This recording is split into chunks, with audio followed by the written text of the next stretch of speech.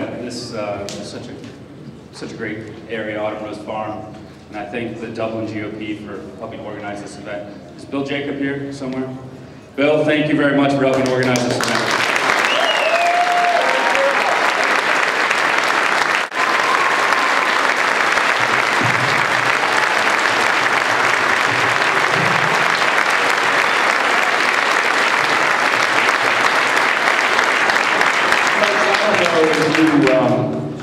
Read in the paper the other day about the fact that Sears reportedly has come to Columbus, thinking about whether maybe they might move their business here.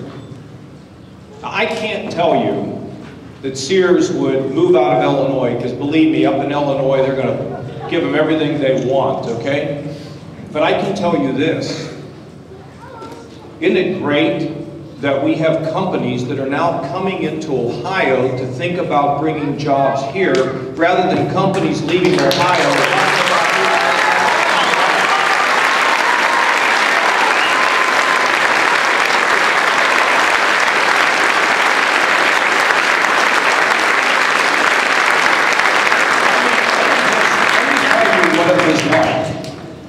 And I've got to say that my friend Bill Batchelder, Tom Niehaus, Mike Duffy, the other members of the legislature that were here, folks, we were $8 billion in the hole.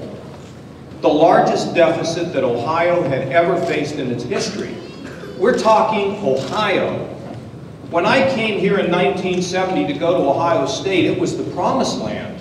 It was inconceivable to me that the state of Ohio had run so far behind in its bills that it was billions of dollars in the hole, going to Washington with a tin cup asking people to bail us out. Wow. That's something that I would expect from people in California.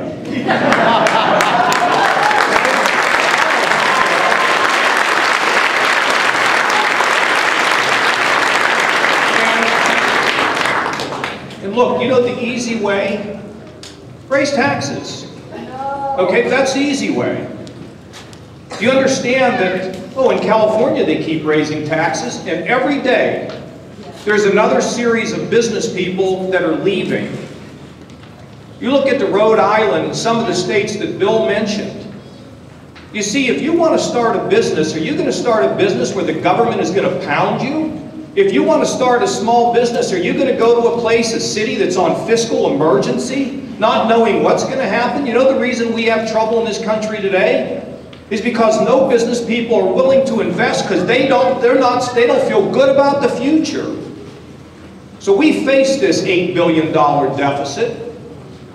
And what we knew was not philosophy or republicanism or conservatism or anything else. We knew one simple fact, that if we raised taxes in Ohio, we were going to make this state less competitive and drive more businesses out. And folks, over the last 10 years, Ohio has lost 600,000 jobs, and in the last 4 years, we lost 400,000 jobs. And you know what? Only Michigan, that is in a depression because of the auto industry, and California, because they're filled with a bunch of wackadoodles, they're the only two states in America. Think about this. They're the only two states in America that lost more jobs than our precious Buckeye State. Think about that. How is it possible that Ohio got itself into a position where we were getting cleaned out by everybody else? How did we ever lose our way? And so we said it's time for a new day and a new way of doing things. And not based on taking polls, because I tell you something. The people that take polls don't know how to lead. The people that know how to lead don't pay attention to them. You know why? Because leadership is walking a lonely road. And who were some of our great leaders? Well, of course, we know about Reagan. Okay, we know about, well, Abraham Lincoln. We know about Martin Luther King. And we look across the channel and we see Winston Churchill. Never popular. Because they saw what was coming and they acted to stop it. And I remember just recently the sainted Ronald Reagan. I remember when he was just a man and not a saint. In 1982, nobody would appear with him. In Ohio, our statewide candidates kept away from him, which was great because I got to spend a lot more time with him because I like the people who are changing.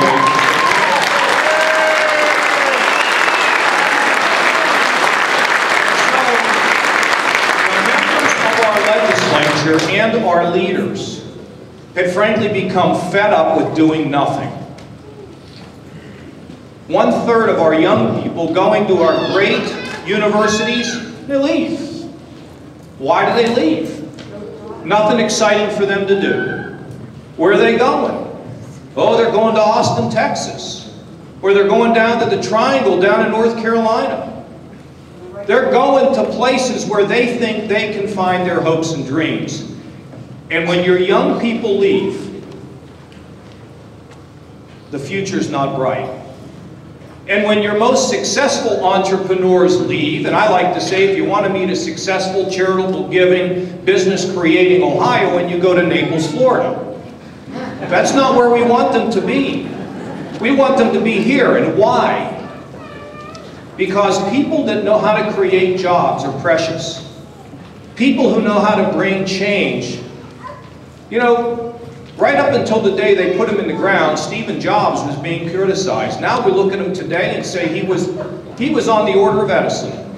What he did to transform the world. So we looked at this and said, no way can we do business as usual. And we set out on a big reform agenda, not a cutting agenda. Oh yes, some things ought to be cut out of all of our family budgets. Not ice cream for me, but some things should be cut. But we were in a reform mode, and let me give you one of them. Mom and dad get sick. They get old. We were not allowing them to stay in their own home with a little bit of help. We shipped them off to a nursing home. Because politics was the order of the day. We changed it. We said if mom and dad can qualify for a nursing home, but they can stay in their own home, where they're going to be healthier and happier and more secure, we're all letting them do it.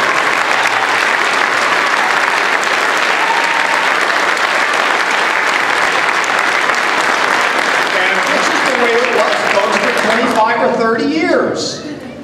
And these people took a beating from the law. Oh, they put a commercial on TV saying, you know, Kasich wants to unplug grandma. It was so outrageous they had to pull it off. And we stood up for mom and dad. You know, some governors and some legislators would say if you have a poor kid and you need to save money, cut out his dental care. We didn't do that. We said there's 6% of Ohioans who are sick, some very sick. And they find most of their care in the emergency room. We all know you can't get healthy just visiting an emergency room. So we've now provided a mechanism where they can be healthier, more secure, less frightened, and we all save money. You see, it's reform, providing a better product at a lower price. You know, in the universities, you know what the cost of tuition is today. You know, for 134 years in this state, if you wanted to build a building, you had to hire major contractors to do every single piece of the building. That drove up the cost 20, 30%. For 134 years, this law stood. Doesn't stand anymore.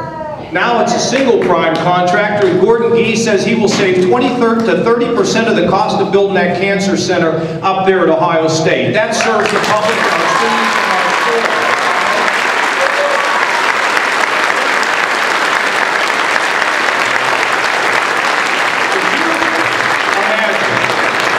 Can you imagine having a child go to a school where the results are terrible? Could you imagine putting your flesh and blood into a school system which performs at the bottom 5% in this state year after year after year? You ought to see the movie Waiting for Superman. When moms and dads say, why does my kid have to go there? I don't have any money. And because of the leadership of the legislature, and most particularly the Speaker, we've now extended 60,000 vouchers to moms and dads to get their kids out of the failed hospital.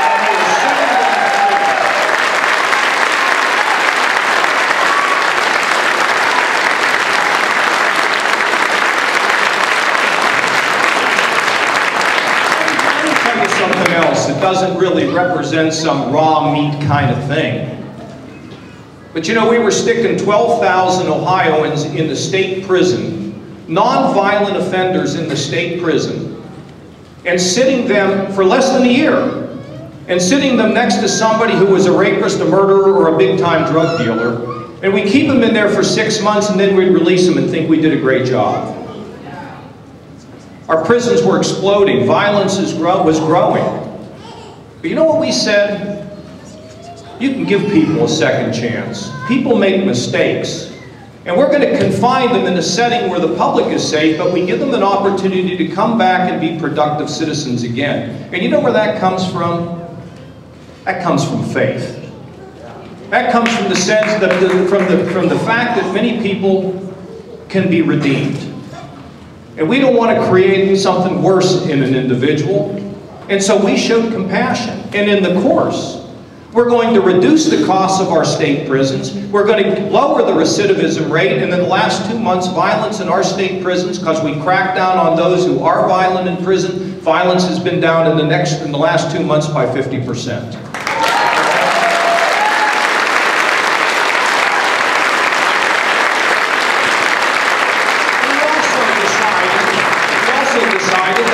One goal. It's not the statute, it's not the laws, it's you know what it is? It's creating an environment in Ohio where people want to start their businesses and where business people want to expand them. You know, I grew up in a little blue-collar town outside of Pittsburgh, and my dad carried mail on his back for 29 years. And my mother was in and out of the workforce, you know, just trying to earn a... You know, my mother wouldn't take a bus. She'd rather walk a mile and save what it cost back then, maybe a quarter? Probably less than a quarter, because she wanted her kids to have something. And my parents lived a frugal life. But my mother and father always told me one thing, and it is, well, a lot of things, but one thing they always told me is, Johnny, when a person has a job, they're happy. The family's happy. The kids are healthier.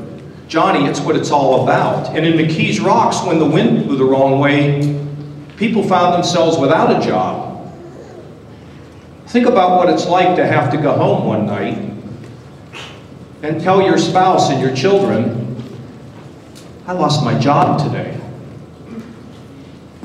Do you realize there's some here that have had to do that?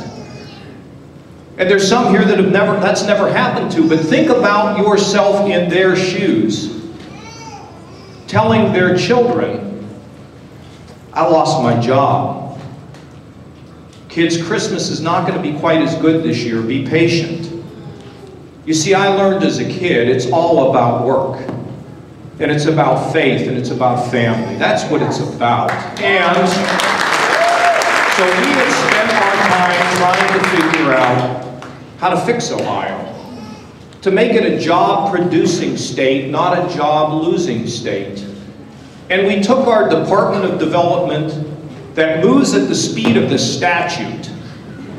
Now, I saw a race between a statute and a glacier. You know what that means? That means a businessman calls the government and they can't return a phone call. They can't respond. They can't get out of their own way. So working with these gentlemen and the members of the legislature, we privatized our Department of Development. And now we're going to move the liquor profits that have been in the state since the 1920s into this entity, so we will have the resources we need to create jobs. And let me tell you this, I got some news for you. These statistics are old. They only go through August. We have engaged in 154 different projects working with businesses to make them stronger. American Greetings, which was thinking about leaving Cleveland, stayed. Diebold, which was a big competitor of NCR that left Dayton and blew a hole in that city, they're now building their world headquarters in Canton and saving the Akron-Canton Airport. Wendy's. In 1977, I met Dave Thomas, and I never dreamt that, 40 years later approximately, I'm involved in getting Wendy's to come back from Georgia and get back to its home in Dublin where it belongs.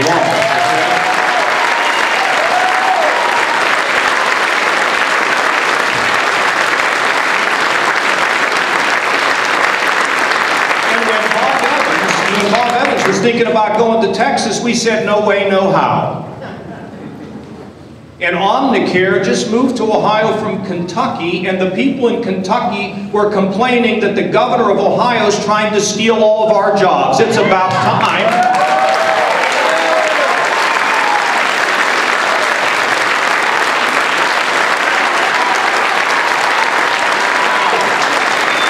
As a direct result of what we've created over 10,000 new jobs in Ohio. That's 10,000 families, 10,000 families. And we've been able to retain over 20,000 jobs. And you know what the payroll is when you put all that together for Ohio?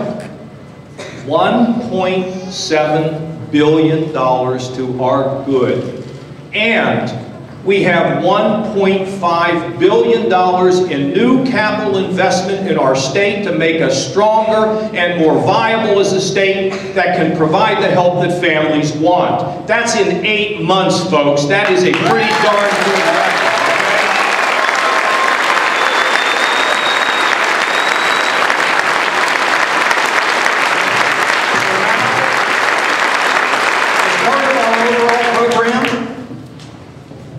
Issue 2. Well, yeah, it's about fairness. I mean, seriously, you think about a single mom with a couple kids. She has very expensive health care, if she has it at all. She has no pension. You know she has no pension. She may have a 401k. And she's paying not only for what it costs to take care of her own family, but she's paying for somebody that doesn't want to pay 15% of their health care or 10% of their guaranteed pension. Who's going to stand up for that single mom with the kids? Are we going to let somebody else, or are we going to stand up for that lady? Huh?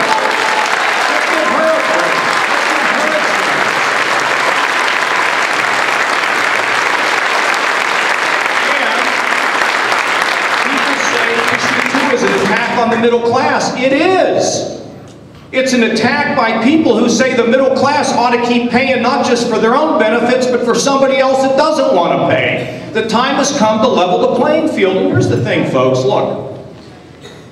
And you know, Tom Niehaus said it best. I come from a union household. I come from a union town. You know what I learned back in the Keys Rocks? We all pitch in. Everybody pitch. We don't say you pitch in and I'm not. We say everybody pitches in, and we honor the work of everybody who's out there plugging away. But we got a lot of people, a lot of families making a lot of sacrifices in this state. Over 9% unemployment still. A lot of people have made sacrifices. We're just asking people to pay a little bit more. But let me tell you about something else. If you cannot control your personnel costs, you will find yourself in a circumstance where you keep raising taxes. And at some point, people say, I can't afford anymore. And there are cities in this state that are going on fiscal emergency. Do you remember when Cleveland was melting down before George Voinovich went in and straightened it out? You see, this is about the strength of our communities. It is about the ability to have a job-creating environment. And it is about our kids. I look over here at this little boy, and he's already on his, he's already tweeting, or I don't know what he's doing with somebody over here. Okay? You see, I don't want him to leave Ohio. I don't want him in Austin, Texas, or down in the Triangle, or down in Alabama, or Florida. I want him in Ohio. And I'll tell you why Ohio matters. Isn't there something special about us? It's common sense, fear of God, respect your neighbors, hard work, You see, it's one of the things we can sell as we recruit people around the country. We're going to be announcing a company coming in from California. We're not giving them a dime. They believe that our environment is such where they can get great workers, where the situation is stable, where they can be hopeful about the future. See, issue 2 is about a lot of things. It's not about not letting nurses have enough help. I mean, come on, folks. Who would believe that kind of stuff, okay? And let me tell you,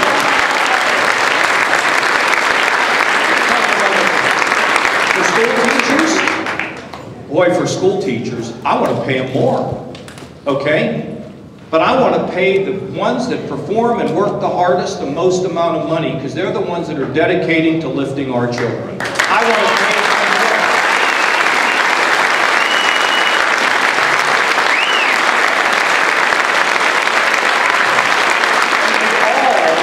We all want to lift the profession of education.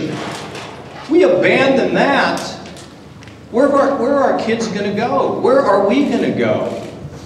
But a policy that lets the best and the brightest be let go because they were the last ones hired, so therefore they should be the first ones hired? Where do they do that? Where do they even come up with something like that? Seniority matters, but that's not all that matters. It's about your skills and your dedication to your kids. That's what it's about. And I give a lot of compliments to the teachers that have stood up, and because it does take courage. Mike Duffy talked about it. It does. Do you know why mayors and school board members won't stand up for issue 2?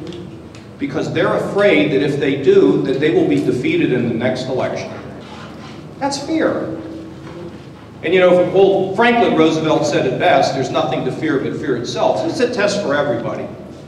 It's a test for people to stand up and say we all got to be part of this. It's a test for people to stand up and say I want our communities to be healthy. It's a test for all of us to say that forget the politics of the past, let's do what's right. Let's create an environment where families can be healthier, where children can be pulled out of poverty, because we're doing it in Ohio. It is happening right now. So folks, we don't take this on out of some anger like I see so much out of the other side. We take this out of the commitment to our families and our children. Now, we've got about a month to go. You've got to get out and pass the word. I believe this will make Ohio healthier. I think it will help us to attract more jobs and to help companies that are here expand more jobs. Because if we lead in Ohio, we can help the rest of the country find its way. Now, folks, all of us together,